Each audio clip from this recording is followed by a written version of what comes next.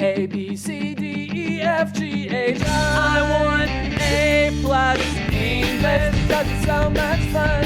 English education for you and everyone, so come along. Learn some grammar, learn a phrase, learn something new every day. Learn the A+ way. Hey, it's time to start the show. Are you ready? Good, 'cause here we go. A, B, C, D, E, F, G, H, I want A+ English.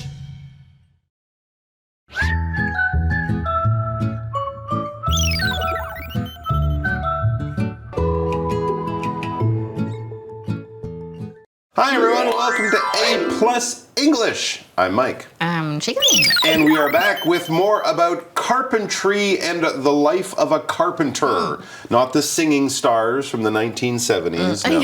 We're talking about people who make things with their hands using wood. They turn trees and boards and lumber into furniture, houses even, and possibly a cool piece of art that you can keep on in your home. All of it is turned into wood, turned into beautiful things from wood by skilled people like our friend Yuan Fu Lin, Mr. Lin. Yeah, Mr. Lin. The carpenter we're going to be reading an interview with. So let's talk about a question maybe related to our interview, I'm guessing.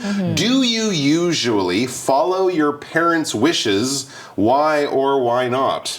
Well, I consider myself a very lucky girl growing up because my parents have never set any specific goals for me to follow. Well, that's nice of them. Especially like for an Asian parent, I think it's really rare. Yes. They just let me follow what I love Good and what for I want to you. do. So Okay, that's wonderful. I'm not sure if I would follow if actually my parents did so. I guess if it was something simple like, hey, can you pass the salt? Of course, I would do Pass so. them the salt. Hey, can you take out the garbage? My back hurts. You would do that. But if they said, we want you to do this job or marry that guy because his family is important or whatever, that kind of thing, they wouldn't do that to you. No, there of you course go. not. But do you? No. I mean, my parents, like yours, have been kind of, So we're quite lucky people. Yeah, quite happy to let me set my own path. Of course, when they have reasonable things that they're asking, like, oh, I'd really like you to come home for Christmas this year, I would do everything I could to do that. But I know, like you, they wouldn't put any unreasonable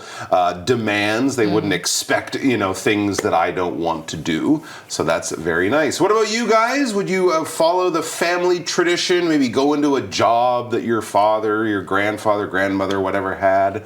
Or are you allowed to make your own big decisions and live your life generally in the way you want? Have a chat about that. And then we'll be back to check out our interview with Mr. Lin, the amazing man with the incredible hands. Shaping wood, shaping lives. The carpenter's everyday art. Warm-up question. Do you usually follow your parents' wishes? Why or why not? How did you begin as a carpenter? My dad used to be a carpenter and wanted me to become one. I followed his wishes and took over our family business. All right, so let's begin at the beginning, which is a good place to begin with our interview with Mr. Lin. Not only is it the beginning of the interview, we're also going to find out about the beginning of Mr. Lin's life as a carpenter, as a person who uses skill and talent to make beautiful things out of wood. So here's our first question. How did you begin as a carpenter? Like, how did you get into this job? Did you want to do it as a child? What was that story? And Mr. Lin explains, quite simply, my dad used to be a carpenter and wanted me to become one. This was probably more traditional in the old days, right? When people had fewer options. But to have a family business is still, a fairly common thing. I mean, I know kids who became doctors and lawyers because their parents had that job, so that kind of thing. And of course, when your family has a business, a shop, some kind of restaurant maybe, again, it's quite traditional for the kids to, at least one or two of the kids, to move into the same job as the parents. So that's exactly what happened with Mr. Lin. I followed his wishes and took over our family business. So that is I guess a good feeling for his father. The family's business will be safe for another generation. And of course for the kids, they get a business, they get training, all that kind of stuff. Especially if they really like that job. This can be a wonderful future to just sort of give to them. So that's nice. Now, should parents decide the careers of their children? Yes or no? I don't think so. Because every child is an individual. She's right. I think each individual has to have the right to decide on what they really want to do and what they love. Yeah, right? Absolutely. Yeah, you don't want to force your child to have a life they don't want, doing a job they don't like if they happen to want to do something else. But it is also nice, as we've said, if the parents can hand the kids a healthy, successful business, the kids can then keep growing and maybe even pass to their kids in the future. But you're right. I think it should be a matter of choice and, your sort of talents and your interests and things like that. All right, let's get back to the article or the interview and see what else Mr. Lin has to tell us. Fewer people choose to work as carpenters today. How do you feel about that? It's sad. However, many workshops are now becoming tourist factories or having classes. It's a good way for people to learn more about carpentry. As for me, I'll keep doing it until I can't. After you finish your art, how do you deal with leftover wood? I usually turn it into sawdust and mix it into the garden. It's great for growing flowers. Okay, next we get into the job of being a carpenter, and the interviewer has a good question here.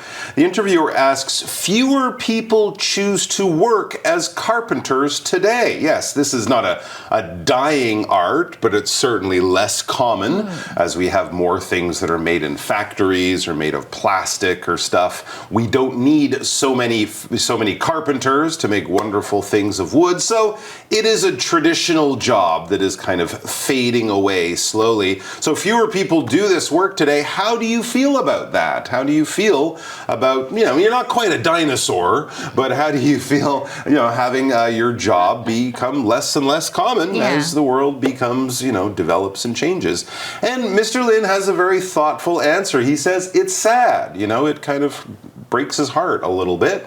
I'm sure he or his father knew many carpenters, but many of those businesses have probably closed and the kids are now working in an office somewhere. They didn't take over the family business, but it is still around.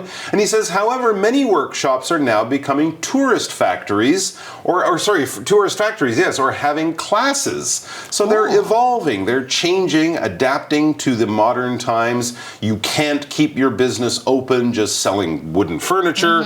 You have to turn it into something that attracts people in other ways. You can have classes, you can make it very traditional, and people can visit it kind of like a living museum or something like that. So there are ways to keep it going, but you do have to change with the times, which is one of those things that is true. What jobs are dying in the next 20 years, would you say? Carpentry is probably one of those. There will be fewer in 20 years than there are now. Can you think of something else? Translator. All the translators online right now, they actually do a very good job. Yeah?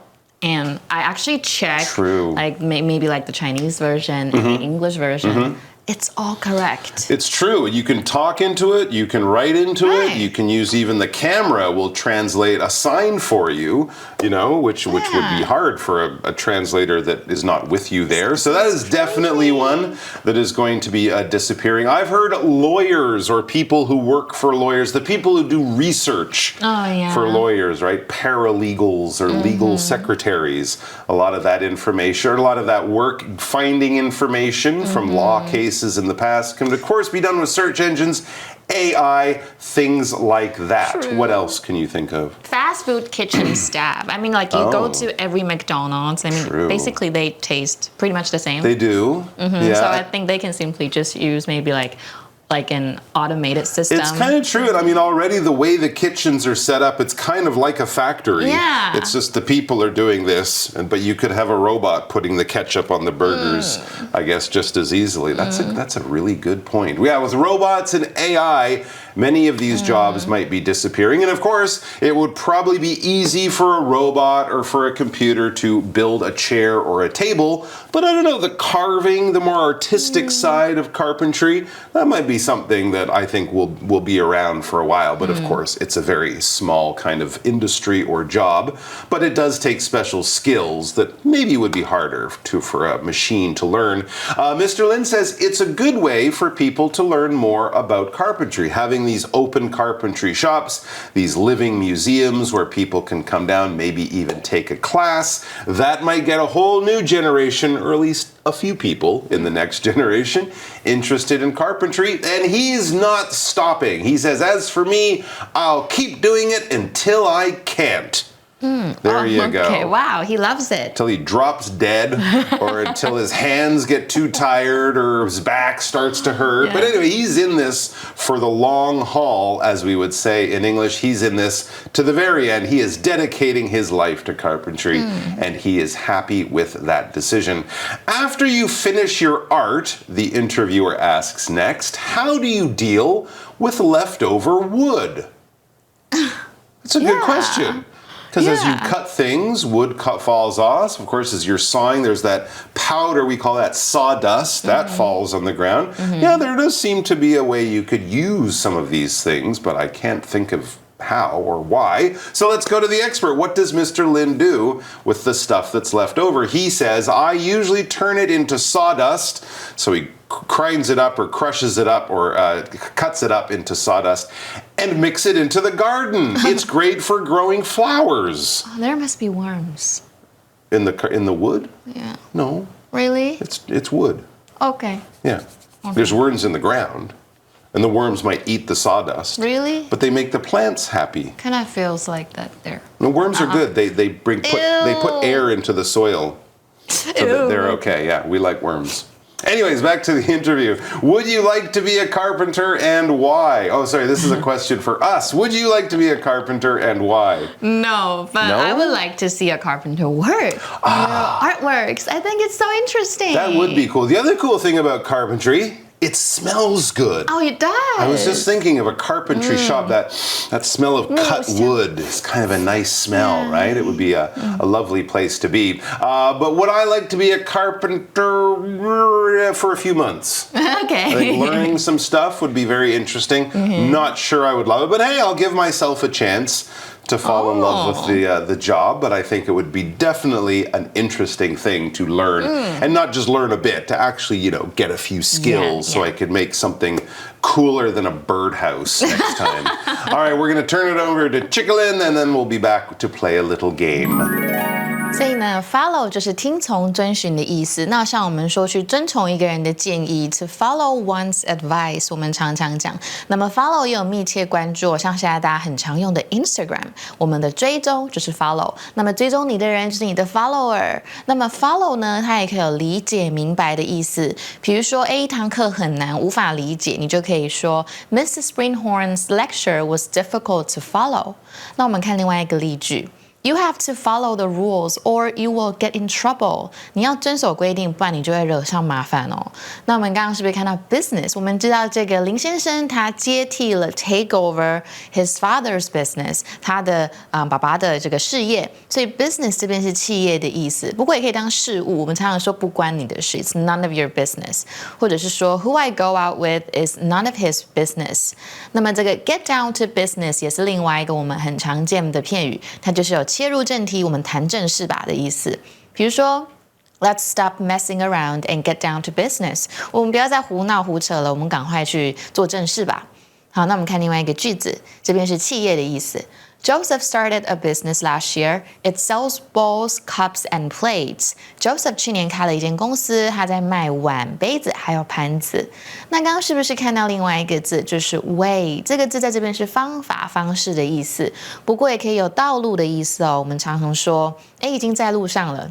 现在大家点外送就会看到那个平台说 Your order is on the way， 你的外送订单已经在路上了，或者是说 the other way around， 这个就是以相反方式来讲的意思。比如说我们讲 Art reflects life or is it the other way around？ 艺术是反映我们的生活，还是生活反映艺术呢？Let's take a look at another sentence. Listening to music is a nice way to enjoy your free time. 听音乐呢是享受闲暇时光的一种好方法。那么最后我们说把什么东西混合在一起，用的是 mix 这一个字，所以混合在一起就是 mix together。比如说 mix together the mustard and olive oil， 或者是说把谁搞得不知所措，让人家很困惑 to mix someone up。比如说 The teacher often mixes me up with the way she teaches， 她教的让我都不知道在干嘛，都听不懂。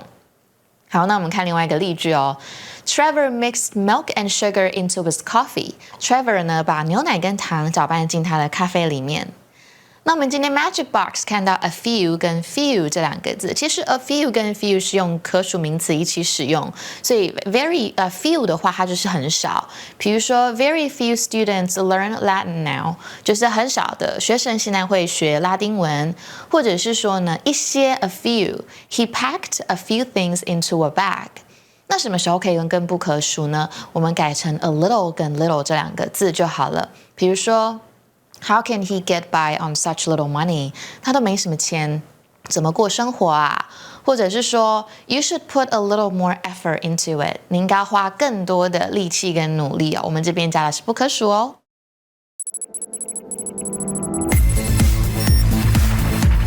Review time.